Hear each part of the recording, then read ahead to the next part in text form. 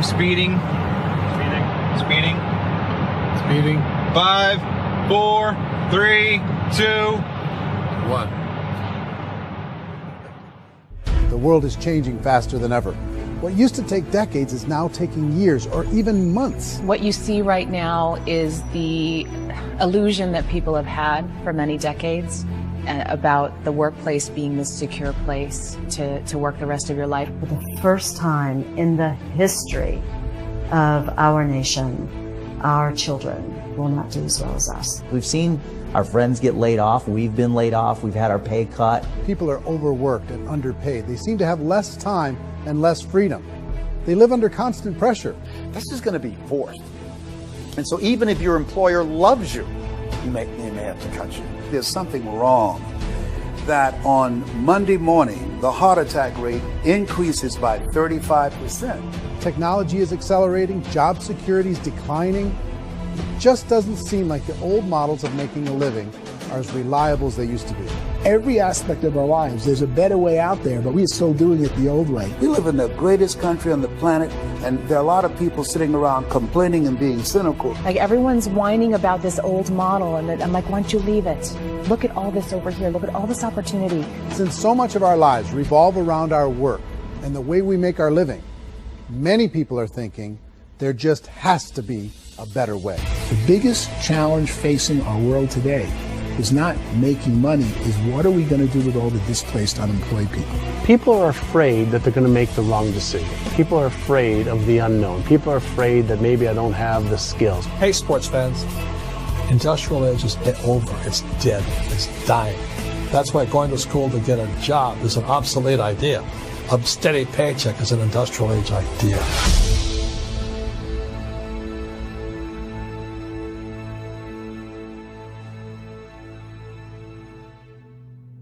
It's the search for answers that has brought us here together today. My name is Eric Worre, and for almost 30 years I've been an entrepreneur, struggling at times, but ultimately succeeding. As a best-selling author, speaker, and business owner, I've spent my entire career helping millions of people around the world to become entrepreneurs. And I believe strongly that there is, in fact, a better way when it comes to how we make a living. The career landscape has changed dramatically, and many are still working in a model that is completely out of date. What worked for previous generations isn't working as well for people today. In this film, we're going to explore 3 important questions. First, what's really going on in our working world today? Second, in this new economy, is it better to become an entrepreneur, or is it safer to work for someone else? And third, if a person decides to become an entrepreneur and start their own business, how can they do it without taking on massive risk? To help in this journey, I've brought together some of the greatest experts and thought leaders in the field of entrepreneurship to share the real facts with you. My intention is to give you new information that will allow you to make choices that are not limited by an old, outdated model. Let's start by understanding what's going on in our working world today.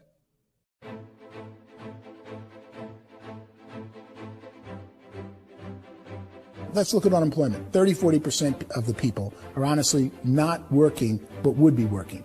What our government does is if you haven't found a job in 6 months, we don't call you unemployed. We pretend you dropped out of the labor force. I've often said that unemployment, particularly structural unemployment, that's unemployment due to technological changes, is the first sign of economic growth.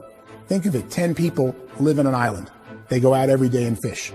One day, new technology shows up. A missionary brings them a net.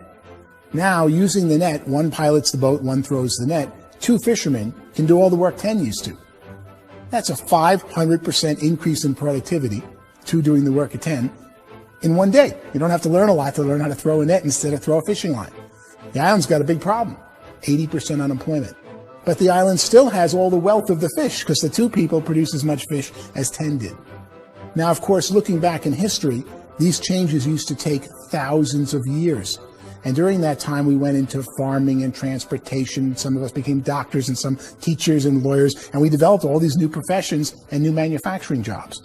Today, these changes are occurring literally in one day when a new technological advance occurs, and we don't have the social structures to deal with it or to retrain the unemployed people. So one of the things that I think is interesting as I travel across the country and really travel around the world is the way that we work and the way we get paid for work is changing pretty dramatically.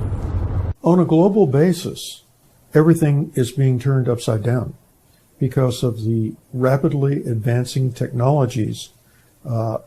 They are eliminating many jobs, and we have been left with many people not prepared for the jobs that exist. A lot of demand in public companies was to squeeze out all the fat and to get just as much margin as we possibly could, and fat equals humans. So this idea of job security in information age is so obsolete, but it's still taught inside our school system. And that's where the problem starts. There's no financial education in school system, and people are still trained to be employees to work for that paycheck. This is a chart on the middle class. What's happening in the middle class, those that went to school, their incomes have been coming down for years. And parents still say to their kids, go to school, get a job. Now what happens to all those middle class people who are dropping off the ends of off the chart? Well, they become what's called working poor. And this is what happens to working poor. But they say poverty is ending. Well, poverty may be ending, but working poverty is going up. And this is food stamp usage. So food stamp usage in America is going through the roof right now because people cannot earn what they call a living wage. Most people have experienced financial pressures that I think are probably greater than they have been in the past. If you're not working for yourself, then it's going to be a pretty hard road for a lot of people. Today, if you're going to control your future, the 40-40 plan is gone, where you can graduate from college and get a job and work for 40 hours a week for 40 years. That day is gone. So some charts actually tell you what's going on. And this is a really interesting one, you know. People are going back to school because if I go back to school, I'll get a nice job. But this is what's happening to, it's called Sallie Mae, which is the student loan guys. Student loan is going through the roof. It's now over $1 trillion, and student loan debt is worse than credit card debt. So when people stopped using credit card, the government got people into student loan debt. And the problem with student loan debt is you can never be forgiven. See, with credit card debt, you can declare bankruptcy and then all's forgiven. But student loan debt, you can declare bankruptcy, you still owe it. It's the worst of all debt. But this is the next picture. Look at this chart here. This is what's happening to wages of college graduates. It's going down. So you go to college, you rack up all this debt, but you earn less money. Now, that's not that intelligent. Average person who's been working a lifetime in America today is ending their lifetime at 65 with about $41,000 in assets. They earned just enough to survive. I think in the United States we have something like 17 trillion in debt. That's just the federal government debt. We got another 2 in municipal and in other, let's call it almost 20 trillion government. We've got 40 trillion in private debt. That comes up to close to 60 trillion. When you then add something we never had before, what you were talking about, when we look at the unfunded portion of Social Security and primarily Medicare, Medicaid, that, at the most conservative estimates from outside firms, Kleiner Perkins, 67 trillion and growing. That's more than all our other debt. There's less conservative estimates that say it's 84 trillion or higher. I added up conservatively $127 trillion in total debt. Debt is a financial drug.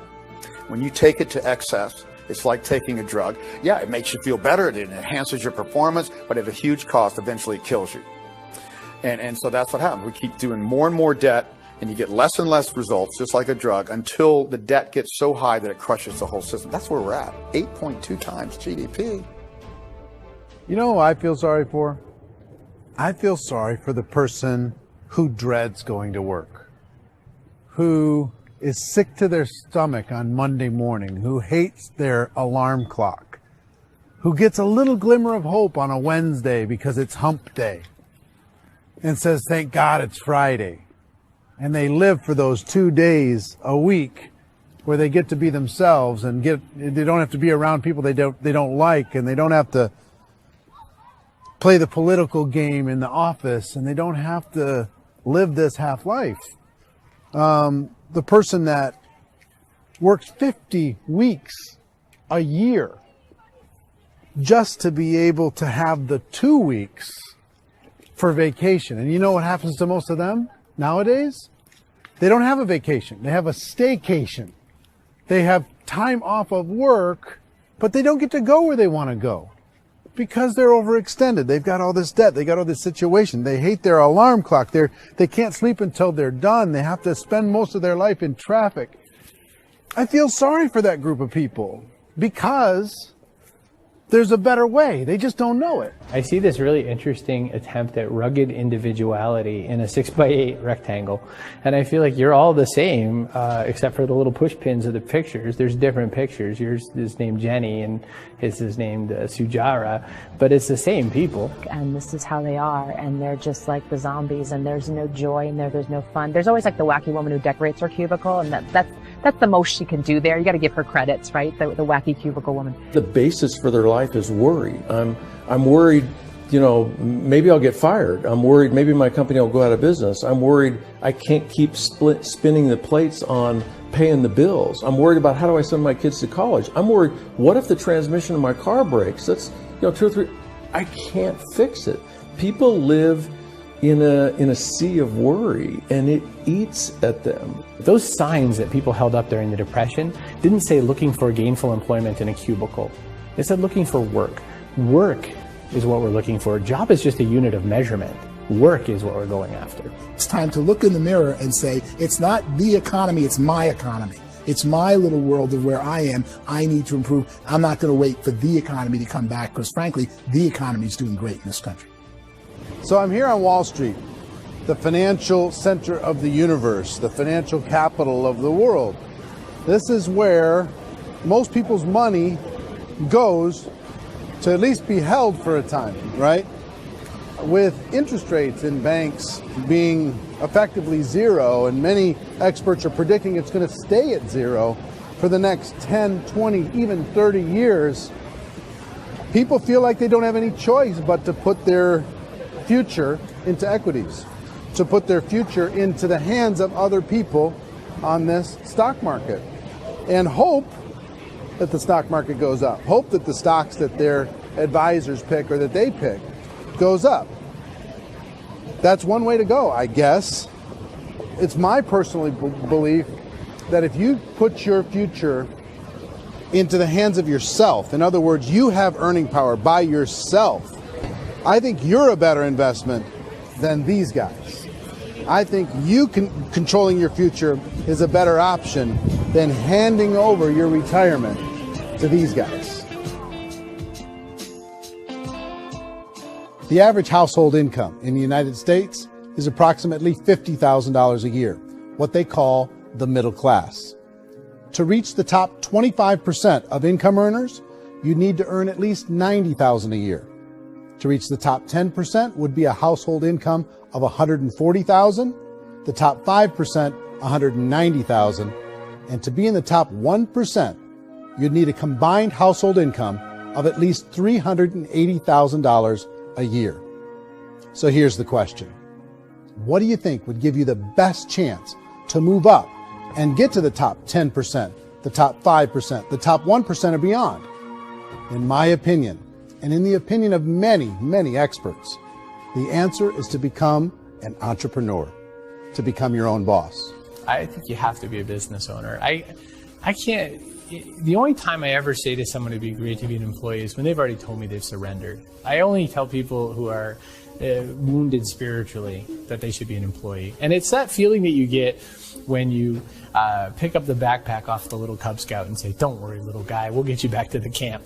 You know, it is in no way a kindness when I tell someone they'd be a great employee. The other status symbol really increasingly is lifestyle. And people can own their own business, maybe even work out of their house. That, I tell you, people admire that. Like, gosh, I wish I could do that. The spirit of the entrepreneur is to be a risk taker and to be resourceful and unstoppable and to have a vision of yourself beyond where you are and not willing to settle for life as it is. You think about the great entrepreneurs, they're visionary, they have heart, they're willing to do today what others won't so they can do tomorrow what others can't. Personally, I don't think of the new economy, the old economy. I create my own economy. The entrepreneur's in control. I decide what the economy is going to be like. In the world of entrepreneurship, there are no limits. you can make as much as you want, depending on how much you want to work and how smart you are and how great a team you put together. There's no more lifetime rewarding business than being an entrepreneur. Why in America, where anyone could be anything, would people want to give up their freedom and become effectively a modern-day slave, told shut up and be here every morning at 7:30, leave at 5:30, and do what I tell you? If people decide to become an entrepreneur and work for themselves, they have some traditional options, but they're riskier than you might think. Any kind of a retail business, retail build-outs, is extremely expensive. Even just these small little yogurt stores where they're putting little yogurt machines and you get all the different flavors, you're spending $200,000, $300,000, $400,000 to open a yogurt shop. I would love to buy a Dunkin' Donuts, but it's $500,000 or so to start. I don't quite have that just-in-case money. Risking lose it all, and most guys do 2 or 3 times, and even big guys like Branson, because I'm such a fan of his, half his companies don't work. If you make $1 million, your problems are going to go. If you make $1 billion, your problems are really going to go. Just the opposite. You and I know when you're making $1 million, you get $1 million responsibilities. You make $1 billion, you got 1,000 times $1 million responsibilities. And most people say, I'd love to be my own boss. 70% of Americans would love to be their own boss, according to recent polls. But they don't know how to get there. Because what are you going to do? One, you could buy an existing business. If somebody's selling an existing business, you have to ask why. Usually because it's probably hard. It's probably not making as much money as they hope. 2, they could buy a franchise. A little less risk, proven system, but it's expensive to be able to do that. 3, they could start something from scratch.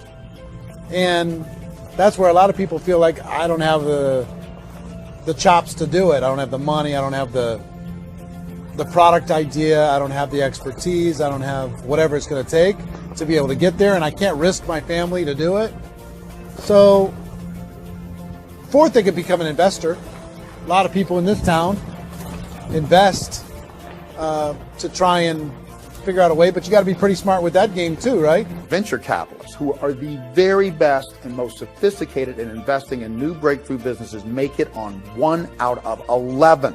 That means 10 out of 11 are mediocre or fail. Most of them fail. That's the risk there. An angel investor is lucky to get 1 out of 15 or 20. A business is a team sport. Like, I have to have accountants, I have to have engineers, I have to have system designers, I have to have sales, marketing, I have to have accounting, I have to have mission statements, I have to have legal and all that. The average Joe Schmo, even me, I go out there, I don't have the skills to put a business together. I think the bottom line for the 4 traditional options is they take money, sometimes a lot of it. They take expertise, and they take time. All of that adds up to just too much risk for most people. I bought a business from somebody else, and it was a lot of work. And you start wondering, what did I just buy? Because I guess ultimately I own your email list, and I just overpaid for it. People that start their own business, they spend a lot of money, they spend a lot of time, a lot of effort to get things started. And the more you invest on the upfront, the harder you typically work at it. I can tell you what the success rate is of a restaurant. What is it? They're crazy enough. About 90% of them fail. About 90%. In how quickly? Year less. Wow. And if we're talking non-franchise, we're talking franchise, Sure. That's totally different. Yeah. But our students aren't getting franchise restaurants. You got to invest the big money. Exactly. And with someone like McDonald's, you've had to work with the company for a long period of time, really know the You even have a chance of investing $1 million. have a chance, and it's a slim chance. What if there was a way that you had all the proven aspects, the comfort aspects, and you could still control your own life? What if there was both? In other words, you didn't have to create everything from scratch. You didn't have to be a super leader. All you had to do, what if there was a proven product already? You didn't have to create the product. And there's a proven system already, proven training already. Everything except an employer. That was the only thing that you didn't have. Do you think more people would be open to working for themselves in that environment?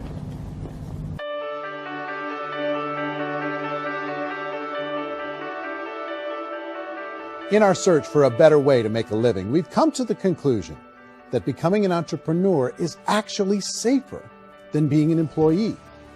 And through our look at the entrepreneurial options, one particular path kept coming up from expert after expert. And I think most people will find it surprising because it's certainly a non-traditional business model. That model is for people to start their own business and become an entrepreneur through the creation of a network marketing business. Some people call it direct selling because the product is being sold directly from the manufacturer to the end consumer, cutting out the middlemen. Other people call it multi-level marketing, or MLM, because there are multiple levels of commissions paid. The most common term today is network marketing, because network marketing best describes using a large group of independent distributors, independent entrepreneurs, to move a product or service more efficiently. So my friend here, Donald Trump, and I, we always write about the network marketing industry. And the reason we support the network marketing industry is because it really is a business school for entrepreneurs. Because most people come out of school looking for a paycheck. Oh, that's terrible. I went to network marketing like that.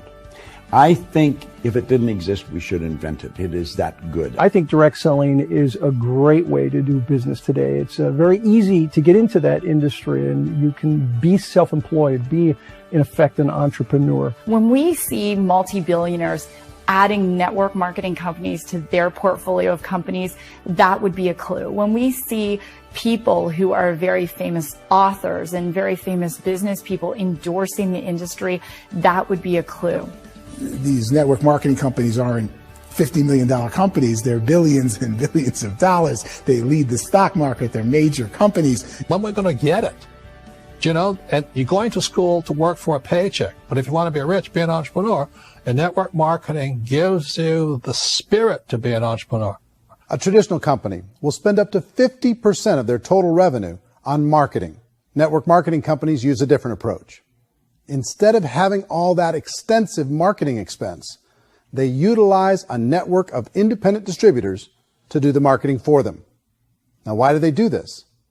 First, because word-of-mouth advertising is so much more effective today than traditional media advertising. Second, some products need to be explained or demonstrated, and an independent salesperson can do that more effectively than an ad campaign. Third, it's completely efficient. The company only pays for the marketing of their product if a sale happens and not before. Imagine if Amazon allowed you to become an independent distributor and paid out 40% of its revenue to that distributor group. All you had to do as a distributor was recommend a product, and if a person bought it on Amazon, Amazon would take care of all the logistics, and you'd get paid for bringing the customer. Now imagine you got paid for every purchase that customer made for the rest of their lives. Well, Amazon doesn't offer this option, but network marketing companies do. 85% of all buying decisions in our society are made as a result of word of mouth or reputation. We're recommending things to each other all the time. You know, who's your dentist? Who's your doctor? Who's your lawyer? What detergent, are you using? What legal system are you using? What product are you using? We're talking to each other about the things that we love anyway. When you go into a big box retailer, you're lucky if the clerk looks you in the eye, much less gives you any detailed or accurate information about what you're purchasing. So of course, this personal information, this education coming from a friend, a neighbor, a relative, or even a stranger, but one who has experience with the product is extraordinarily valuable. As a matter of fact, network marketing can educate consumers probably better than any other form of marketing. It certainly can do better than advertising, because advertising usually has a certain hype to it, and you can only get limited information. So, network marketing trumps advertising. If you were a typical sales company and you wanted to sell $1 million a month worth of product, you might go find 100 superstar salespeople. The quota would be $10,000 a month. So network marketing as a distribution system just flips the numbers. So we use 10,000 happy, raving fans of a particular product, and we don't concern ourselves so much with how much product each one of them individually sells. If they sell just $100 or $200 a month, and there's 10,000 of them, you're selling $1 million to $2 million a month worth of product. And that's the best way I can explain how network marketing works. This is the marketing arm of the company. There's not money being wasted on bricks and mortar. There's not money being wasted on inventory that's sitting stagnant somewhere. There's not of employees standing around that don't have customers. These are people that are going to connect with customers. These companies allow people to become independent distributors for extremely low cost and with no minimum time or sales quota. Essentially, they own their own business and can provide as much or as little sales as they choose. In other words, the distributor gets all the benefits of traditional business ownership without the risk. The advantage of network marketing is the ease of entry, the low risk, and the low startup cost, because almost everything else has very high risk. You can get in for a minimal investment. You're buying into a system that's already been proven, products or services that have been proven to work. The keys to network marketing is providing an opportunity for the masses to get involved, providing an opportunity for the average person who doesn't have the resources to start their own business. All of this so far is fairly straightforward, but network marketing offers another benefit, and it's this benefit that makes it so interesting for entrepreneurs. Network marketing allows a distributor to build their own network of other distributors and then compensates them on the sales created by that entire group. Direct selling is, at its base, very simple. It's the sale of a product or service to an individual on a face-to-face, one-on-one basis, just the way we're talking right now.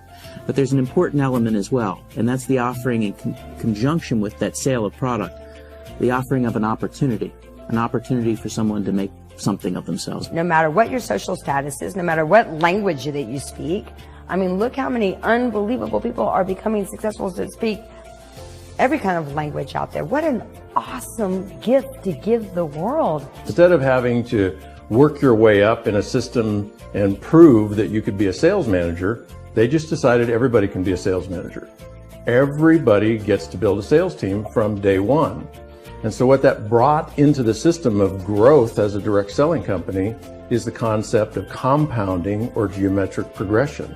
Because now you can actually grow a sales force very quickly because everybody is enrolling people in their own sales force. People who are like, oh, this is weird, I'm building a sales team, or what do you think you do at a regular company? How do you think a regular company works? Network marketing is the only industry that doesn't say your past determines your future. It looks at your past and says, okay, now what can we train you to do so you can have a great future?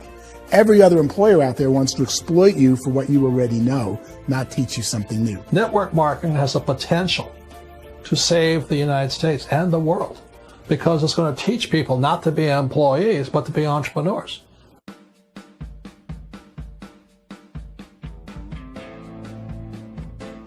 According to the Direct Selling Association, if you add up all the network marketing companies around the world, they combine to do over $178 billion a year in retail sales. To give you an idea of how big that really is, the NFL, the National Football League, does approximately $9 billion a year. The music industry does a little more than $16 billion a year, and the movie industry does about $80 billion a year.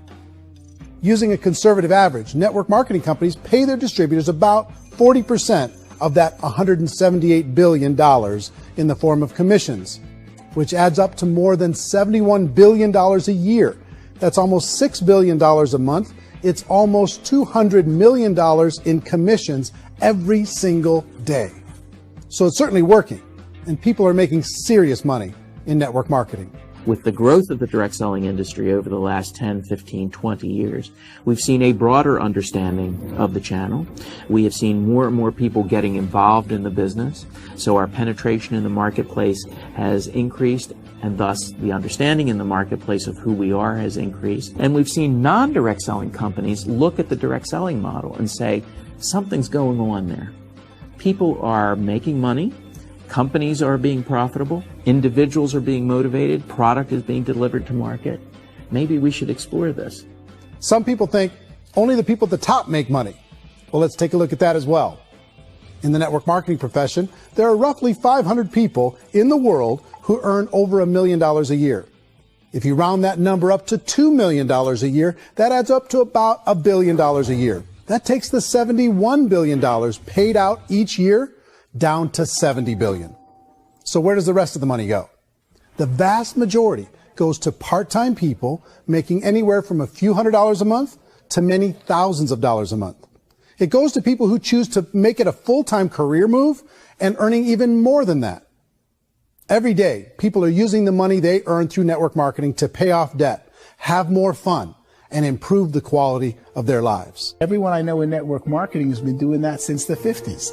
They go to work when they want to go to work. They stop working when they want to take time with their children to have a leisurely breakfast and discuss issues and driving to school. They go back to work when they get home, wherever they're working out of. The biggest thing that I've seen is people that have become much happier in their life. MLM has probably made more millionaires of more people in more countries, and I've spoken to them in 67 countries, than any other single form of business, starting from nothing. If they have a choice between working a job for the next 10 years or working a network marketing business for the next 10 years, the result of working the network marketing business will be better. A lot of people within the industry go on and make this a career and do extremely well at it. Network marketing has been nothing but good for everyone I know that's been involved with it because they did it seriously and they played full out and they've been very successful. It's been a constant barrage of success stories and people showing off stuff they got as a result of it. How many people are involved? Approximately 16 million Americans and 96 million people around the world are currently participating in network marketing. And in a recent poll, 82% of those people report a good, very good, or excellent experience with network marketing. So people are happy.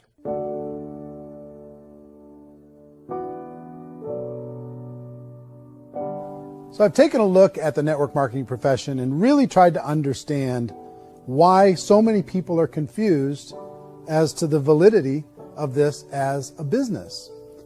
One is this pyramid shape. People get really messed up with this pyramid. Oh, it's one of those pyramid things. So I just think there are a lot of haters out there who really don't understand the industry and say, oh, it's a get rich quick scheme. It's a pyramid. Well, corporate America is a pyramid scheme. You know what I mean? It goes like this. You have thousands of MBAs, let's say working for Ford or General Motors or Coca-Cola. If all these MBAs are all trying to get to here, that's a pyramid. Only one guy's going to make it. Every 10 years, one's going to make it. Whereas you look at network marketing, it's like this. So you're here, and your job is to develop other CEOs coming up behind you. So it's an inverse pyramid. In network marketing, it's a very simple concept. If you sell product, you get paid. It is paid based on production. There is no first mover's advantage.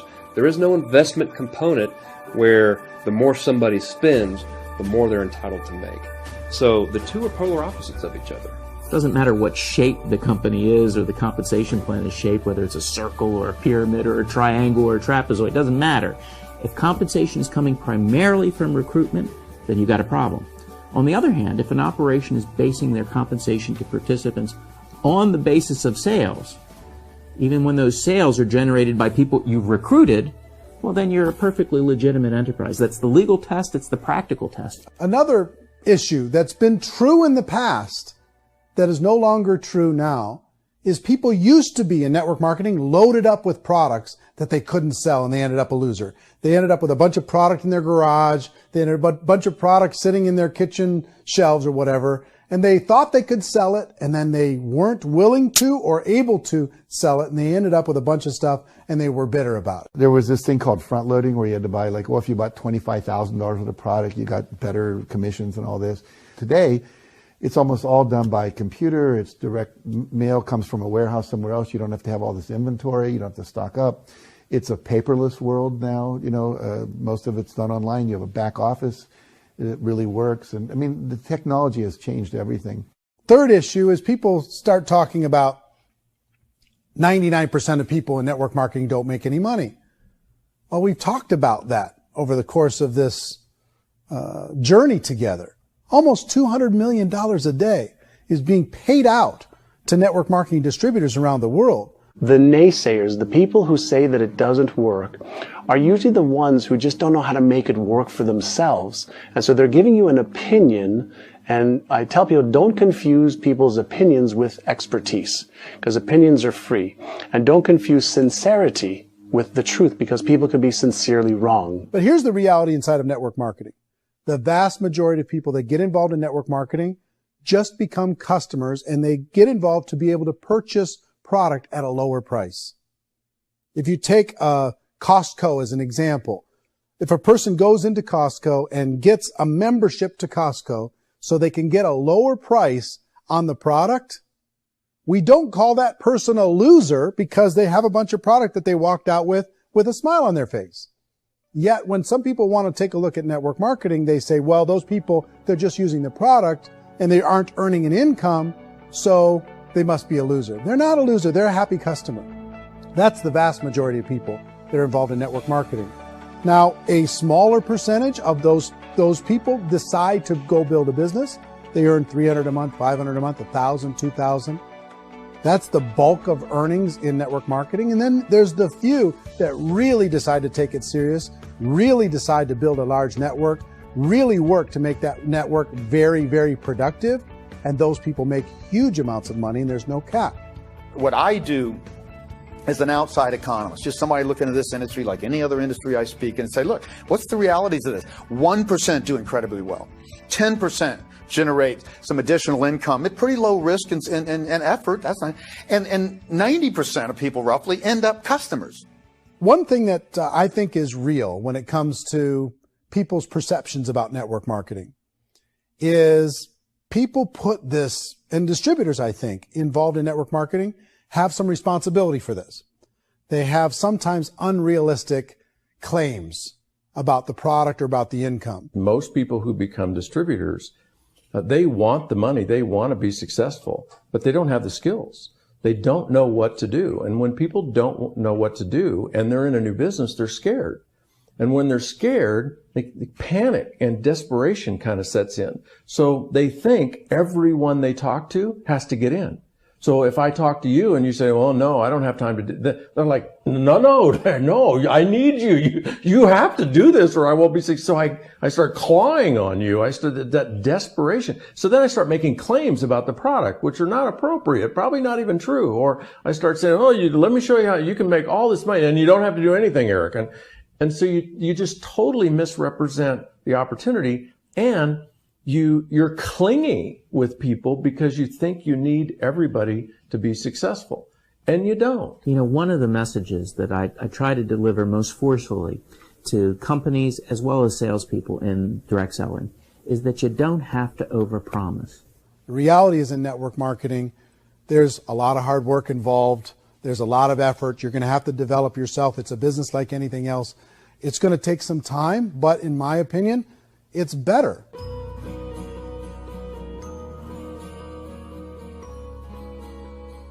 It's light years better for people starting today than it was even 5 years ago. I think it's more widely accepted now, and people understand it is a business. It is being an entrepreneur. It is being a business owner. Our belief system is based upon our evaluation of something, and frequently if we reevaluate a situation, our belief about that situation will change. The industry has changed and it's grown up. It's totally transformed. You've got young people today that have grown up with social media, and they understand networks. They understand how people are connected through technology, and they understand how money flows through those networks.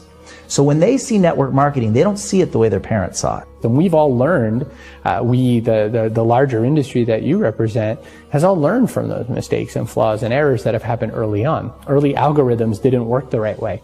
That's all fixed. It's like when they design a computer program, they design the program, then they run it, and then they go back through and they debug it.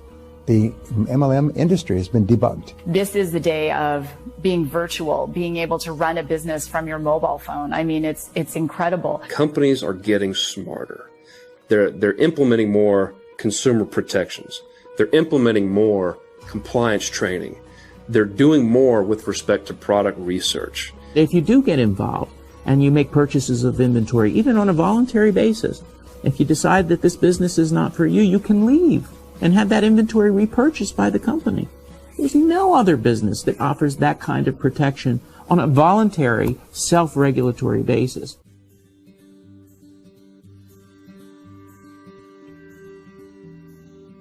If you decide to look further into a network marketing business in order to generate more cash flow for your family, I would recommend reviewing the following 4 elements. First is the product or service. And on the product or service, I would ask 5 important questions. 1, do you like it? Is it something you would feel comfortable sharing with others? 2, is there a recognized need in the marketplace? It's hard to create a need if one isn't naturally there. 3rd, does the product meet that need? Does it solve a legitimate problem for consumers? And 4th, is it priced to sell? Can it compete in the marketplace? And fifth, is it priced for profit? Is there enough margin for the company and the distributor to be able to generate income for the long term? If you can answer the questions on the product to your satisfaction, the next element to consider is the company itself. Is it well run? Do you believe in the founders or the management team? Do you feel they have what it takes to go all the way? See, it doesn't matter how good the product is if the management can't take care of the company. Good management can change with the times. They can handle adversity. They can make good decisions. Make sure you choose a company that can serve you for a long time. The third element to consider is the compensation plan. And with that, there are 3 important things to look at. First, a brand new person needs to be able to generate some money fairly quickly. It may be an obvious reason, but you can probably imagine the ripple effect of a distributor getting involved and having even a small victory fast. That can only help with the overall success of the organization. Second, a person should be able to develop a moderate part-time income in a reasonable period of time. As they develop their network and as their sales grow, they should be able to enjoy more benefits. And third, for the people who are really serious, for those who decide to really go pro in the network marketing profession, there should be the possibility to make a serious full-time income if they work hard and are committed to developing their skills. If you're comfortable with the product, the company, and the compensation plan, the last thing you should look at is the support that will be made available to you. Does the company have a website? Does it have a solid online reporting tool? Do they have comprehensive training available? Do they host events to help you build your business? If you decide to do this, what kind of a support system can you plug into?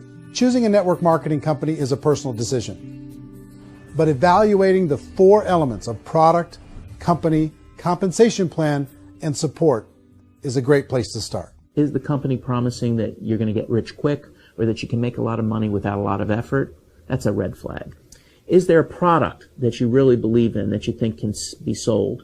Or are you being told by salespeople or the person who's trying to recruit you or by the company itself that don't worry about the product, all you have to do is recruit other people into the business? Red flag, warning sign. If you're hearing that, take a second or even a third look. Get to know the customers, the products, the business, have some success, and see where the opportunities might take you to move up in the organization. You want to find out how concerned are they about my education, my training, and my development? Is there a space for me to grow? Most important question.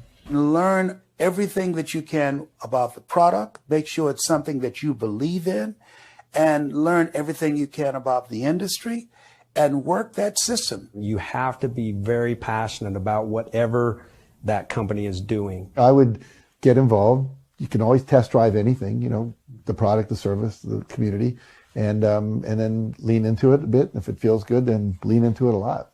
Behind me is the Lincoln Memorial. And this is a place where Martin Luther King Jr. had his famous I Have a Dream speech. And at that speech, he talked about his dream for equality for everyone around the world. And that's a noble dream. But I think more people need to remember what it was like when they were kids and the dream was still alive in them.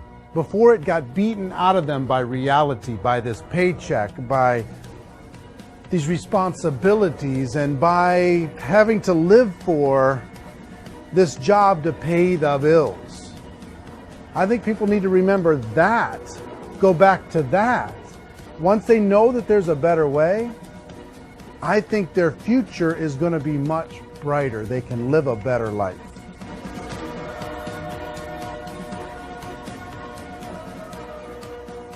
So if you're considering getting involved in a network marketing company, let me offer you just a few pieces of advice. First, network marketing isn't perfect. It's emotional. It's challenging. Like any entrepreneurial venture, it can have its up days and its down days. But if you have an entrepreneurial bone in your body, it's just better. Second, if you're going to do it, decide to be professional. Decide to go pro.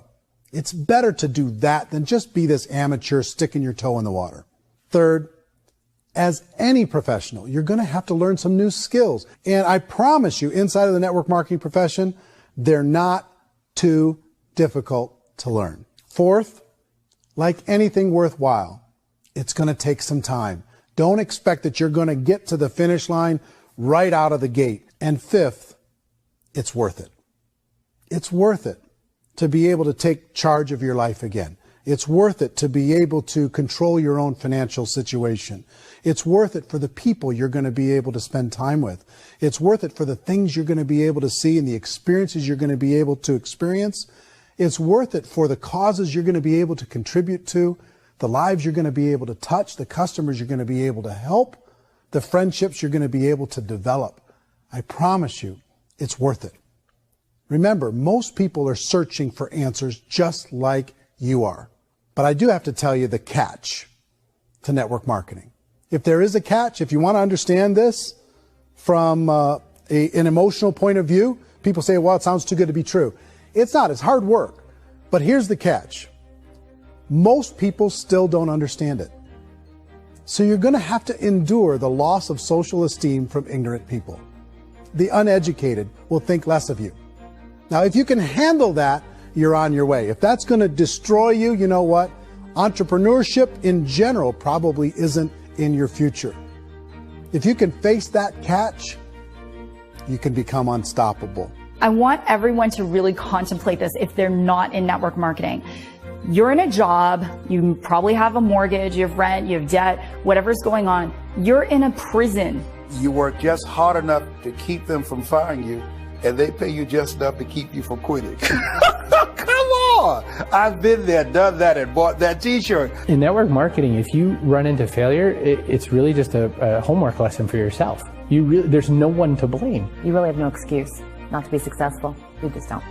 People don't want to hear that, but there's so much available to you. If you want to be a good network marketer, be a student to the people above you, be a fellow traveler to the people on the same level, and be a teacher to those below, and know when it's appropriate to do which. People who are not afraid of asking people to buy things, or not afraid of persuading people with a chance they may say no, these people own the future. Nothing happens until something moves. So you got to go move, you got to go do something, or nothing's going to change in your life. In the beginning, you're going to do a lot of things that you don't get paid for. But as you go down the road, you get paid for a lot of things that you don't do. And your job is rehabilitate the spirit, the entrepreneur spirit in all of us. You get it back. Either give it a strong yes or a strong no, but no wishy-washy, dilly-dally stuff in the middle.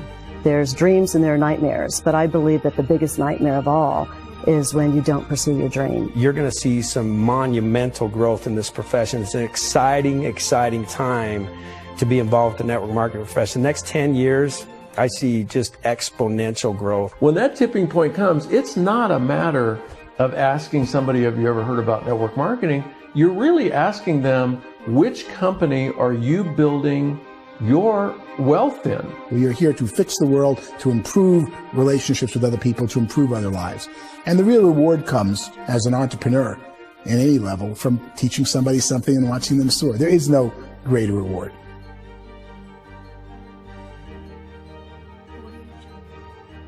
Life's too short to spend it living someone else's dream instead of your own. It's too short to spend it living at a fraction of your potential. Can being an entrepreneur be a challenge at times? Sure. But here's what you get in exchange. It can be yours. Something that you built, something that you created, something that you made happen. This balloon represents your dream. It represents entrepreneurship. My wish for all of you is that you would reach out and grab it. The choice is up to you.